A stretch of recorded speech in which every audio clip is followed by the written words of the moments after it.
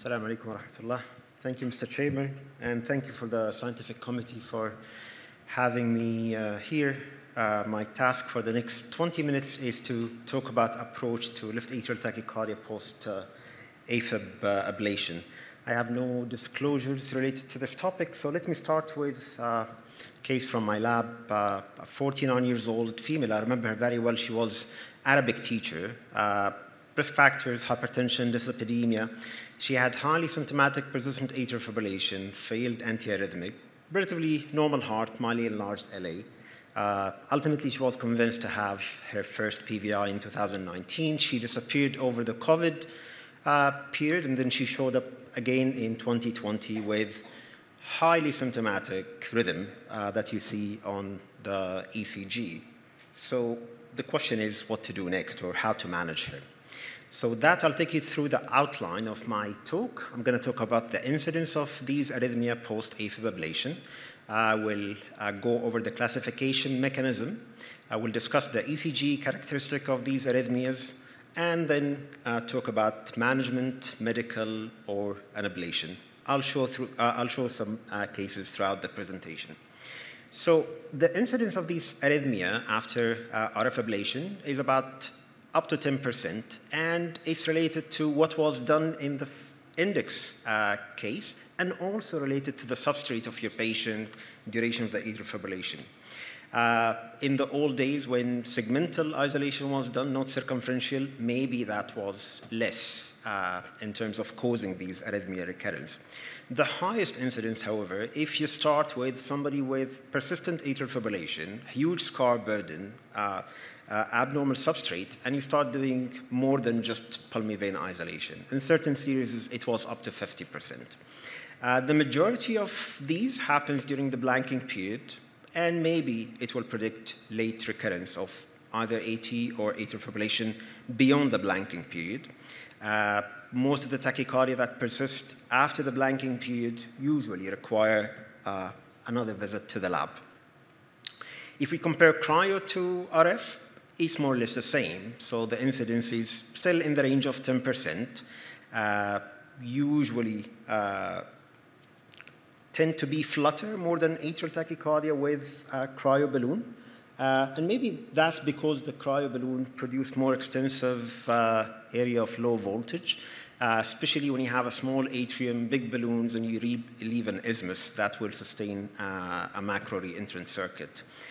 Typically, these are perimitral in almost 45% of the case. The rest are split between the roof, septal, and other flutters if you don't count CTI. I didn't cross any solid data about PFA, but I'm sure it's going to come. And for the surgeon in the audience, it's not uncommon to see atrial tachycardia or atrial flutters post-surgical ablation. At least 2/3 will be in the LA, 1/3 in the RA. Usually, it's a reentrant mechanism. Commonly, it's a CTI, but then you have the left-sided flutters. So let's dig deep into the classification. You have two ways to classify these arrhythmia, either looking at the activation pattern or the underlying mechanism. If you look at the activation pattern, you have this centrifugal activation or a macro reentrant that can be single loop, double loop, or even biatrial. Or sometimes you end up with uninterpretable map, pseudo-macro reentry, kinetic activation. And maybe that's because you have what looks like an organized rhythm on the ECG or the CS catheter, but like the case that Dr. Fahd just showed, they're actually in atrial fibrillation. When you look at the mechanism, you have the focal, which can be related to abnormal automaticity, and you have the micro reentry, macro reentry, and the pulmonary GAV reentrant tachycardia. We're going to talk about these. Just a simple table to show the differences between these. The centrifugal can be abnormal automaticity or micro reentry. The mechanism is completely different, triggered or increased automaticity versus reentry in the other two. The majority will be easily induced by program stimulation apart from the enhanced automaticity. The abnormal automaticity responds well to isoprenaline, reentry not that much. And the re-entry type are insensitive to adenosine. And of course, the ablation target is variable. So let's talk about the mechanisms one by one. So a macro reentrant typically is the commonest you're going to see. It's up to 70% if you're dealing with a post-persistent AFib ablation with linear or CFE ablation. It's related always to a gap mechanism. Perimitral is the most common type, followed by the roof flutter. For the micro-reentrant tachycardia, it was first described by the Bordeaux group. It's a localized re-entry. So it's a small circuit, slow conduction area within a single segment of the atrium. Typically, they define it as less than 2 centimeters in diameter, and this shows a centrifugal activation on the activation map. Usually, these are close to the pulmonary vein ostia or in relation to previous ablation lesion. And again, these are insensitive to adenosine in comparison to the focal type. The pulmonary vein gap reentrant are more described now, can be both micro or macro reentrant, and it's about up to 10% of the tachycardia we see. It can be 2 gaps in the same vein. It can be 2 gaps in ipsilateral vein, so superior and inferior vein, or sometimes it might be a big circuit with gaps in veins on different sides. The P-wave morphology shows a positive P-wave in lead V1, and then isoelectric line in all the leads, because more than 50% of the circuit is actually inside the veins, so you don't see it. And usually, your target is toward the exit or the entrance from any of these gaps. The least common is the focal atrial tachycardia. Again, this typical centrifugal activation pattern, either enhanced automaticity or triggered activity inside the vein. Again, very rare. But a caveat that, remember that centrifugal activation pattern does not exclude reentrant mechanism, because you might be only seeing the exit site of slowly conducting isthmus. And that might be also related to how good is your map. So if you do a high definition map, you might be able to see a reentrant type rather than a focal type.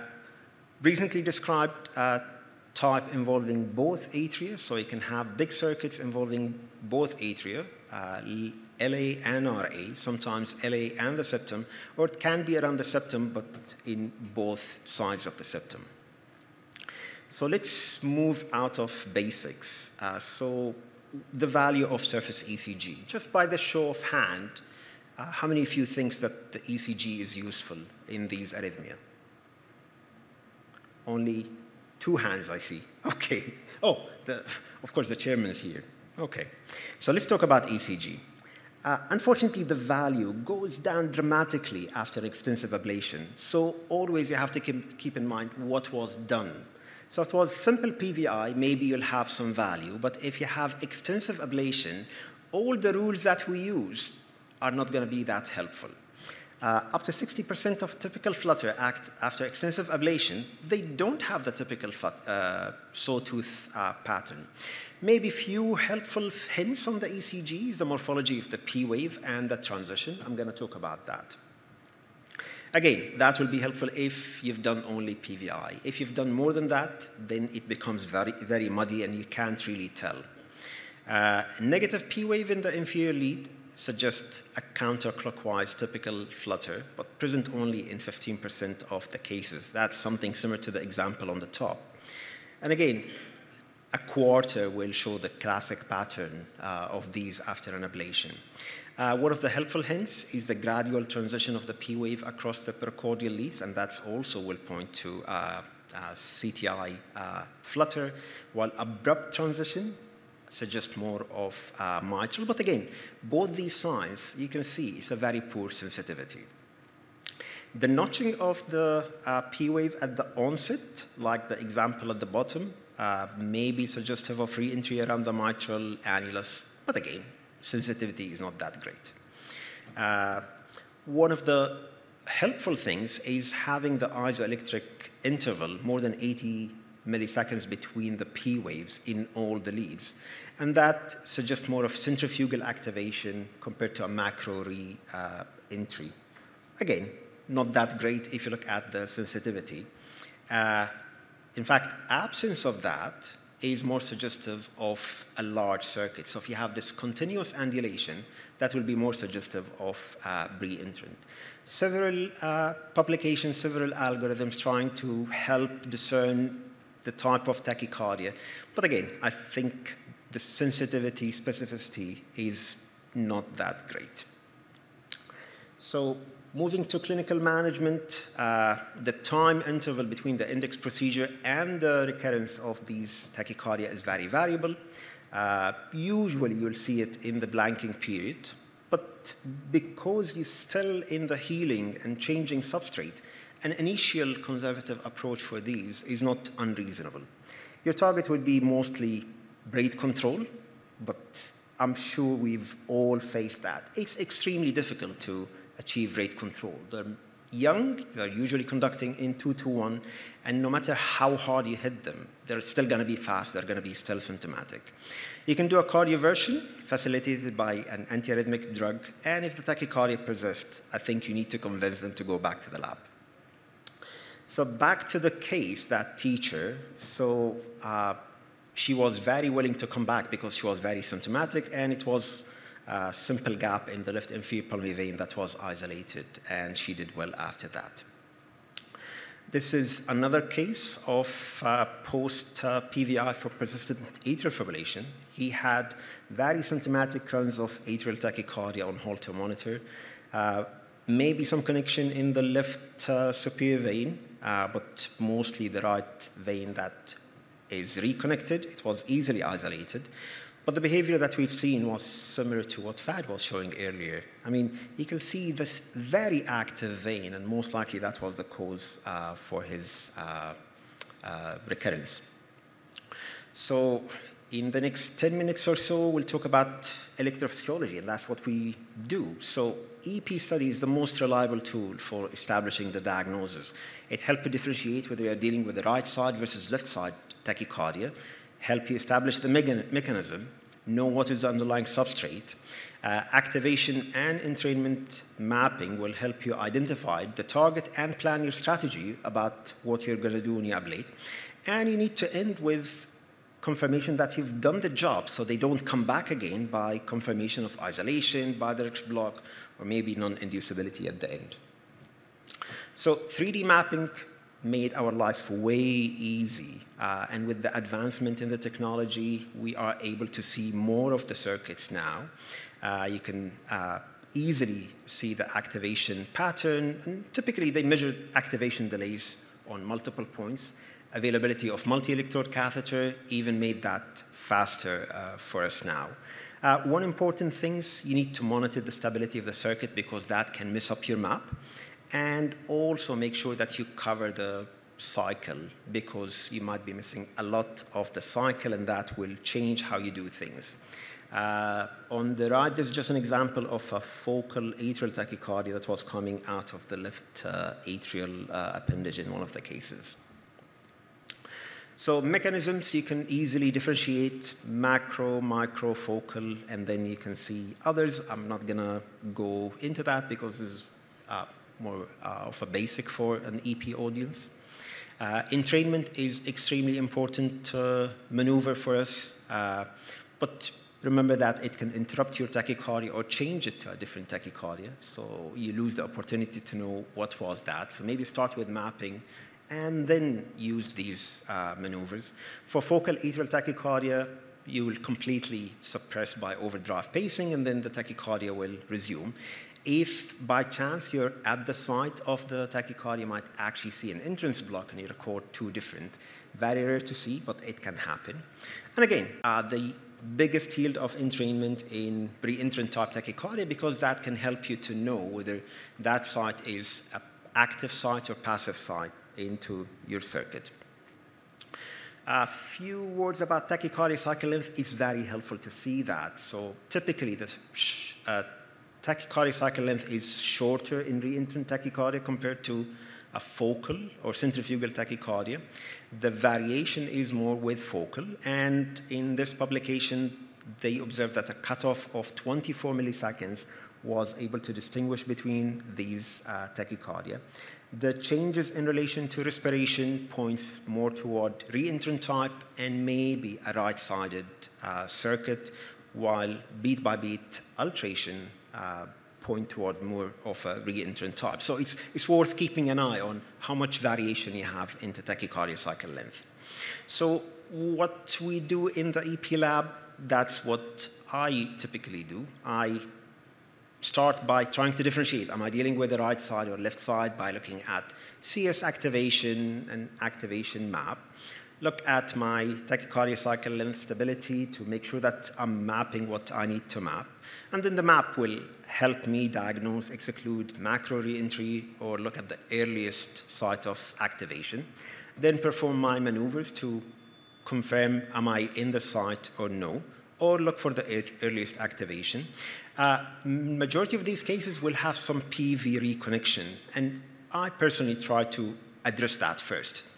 And at the end, I confirm complete block or complete job, so I don't have the patient coming back to my table again if that is possible.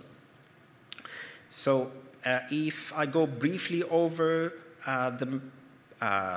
what we do in the lab, is going to be extensive, but maybe look at the earliest activation with focal, preceding the P wave if you see a clear P wave, and then your target would be the earliest activation site.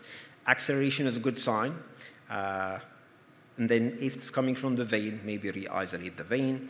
Micro reentrant can be related to area of scar, slow conduction. Your target of ablation would be these low voltage fractionated electrogram, but not all slow conduction lie in the critical isthmus, and that's why you have to look at your map, do your maneuvers. For macro reentry, the CS activation can give you hints whether you're dealing with which type of macro reentry. So if you have a short activation time for your mitral annulus, maybe that would suggest a roof flutter versus a perimitral flutter. Entrainment, again, can help, and you should try and do entrainment from different sites to see where is your circuit, which part is active versus passive. Many algorithms are there. It can easily identify where is your circuit. But again, it can also easily interrupt the tachycardia or transform it to other tachycardia, as we say. Another problem is if you have a myopathic atrium, if you pace fast, then you have this rate-related conduction delay that can mess up your PPI, so be aware of that. Maybe the only point from this slide is make sure that you cover the whole circuit, because sometimes you might be missing, and this implies that you have either your cutoff set high, so you don't see all the low amplitude signals, or maybe the circuit is somewhere else, so in the epicardial or in the CS, so keep that in mind. Your target is doing a line. That line could be mitral line, roof line, anterior line. And again, just make sure that you do a good job by confirming bidirectional block. When it comes to outcome, several factors affect that. So what is the mechanism, how long it have been there, what is the underlying substrate, and what was done in the index case. Overall, very high success rate, but still we have recurrence in about 1 in 4 will come back with recurrence, and that's typically related to gaps in linear lines. For the surgeons, again, we do see cases coming after surgery. So this is after appendage occlusion in a mitral valve, and there is this area of slow conduction. You can see it on the grid signal there. And it was just a re-entry related to that slow line that was easily tackled with an ablation. So sometimes it's helpful to know what lesions, what is the approach of your surgeon to help you plan your procedure. Again, sometimes you might have more than one circuit, and it can be a chaotic activity. So take home points, we do a good job. In majority of the cases, 75% of our patients will do well with whatever energy source we use for doing an AFib ablation. But about 10% of them will come back with these atrial tachycardia flutters. Majority of these will be macro re-entry, and the commonest would be perimitral CTI type. Unfortunately, these can be worse for the patient and more difficult to control compared to the baseline. Can I have my slides? I'm almost done.